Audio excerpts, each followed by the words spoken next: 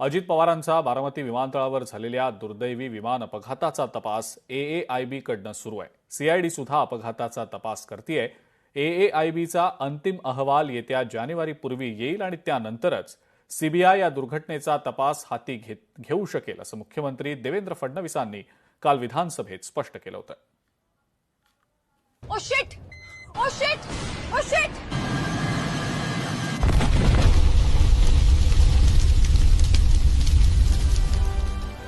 अजित पवारांच्या विमान अपघाताचा अंतिम अहवाल जानेवारीपूर्वी। अंतिम अहवाल आल्यानंतरच होणार सीबीआय तपास। मुख्यमंत्री देवेंद्र फडणवीसांची विधानसभेत माहिती। अजितदादांच्या विमान अपघात प्रकरणाचा तपास दोन प्रकारे सुरू आहे। सीआयडी आणि एआयबी या दोन संस्था तपास करतायत, पण सीबीआय तपास का केला जात नाही असा मुद्दा चर्चेत आला। पण सीबीआयने सांगितले की एआयबीचा रिपोर्ट महत्वाचा आहे, तो आल्यानंतरच तपास आमच्याकडे घेऊ, त्याच्या अगोदर आम्ही तो घेणार नाही। त्यामुळे आपण एआयबीच्या रिपोर्टची वाट पाहत आहोत, अशी माहिती फडणवीसांनी विधानसभेत दिली। दोन प्रकारे तपास चाललेला आहे। एक प्रकार सीआयडी आपलं करते, दुसरं आपल्याला माहिती आहे की एआयबी करते। एक मुद्दा या ठिकाणी आला की आपण सीबीआयला लिहिलं होतं, मग सीबीआयने इन्क्वायरी का घेतली नाही।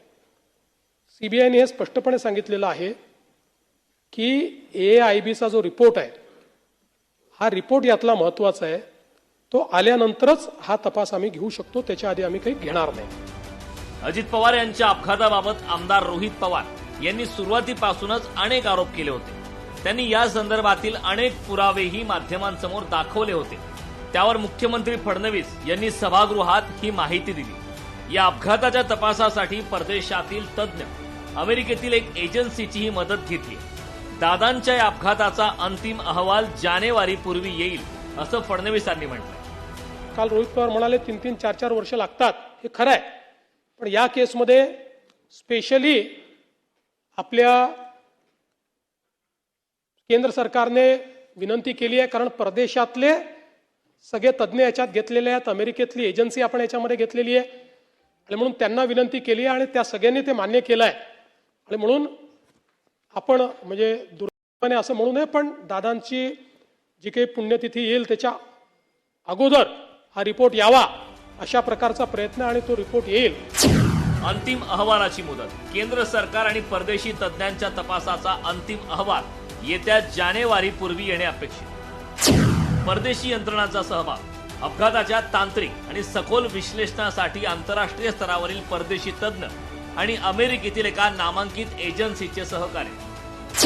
डेटा रिकव्हरी, अपघाताची अचूक कारणे शोधण्यासाठी विमानातील सर्व तांत्रिक उपकरणे आणि ब्लॅक बॉक्स मधील माहिती 100% यशस्वीरित्या डाउनलोड करण्यात आली।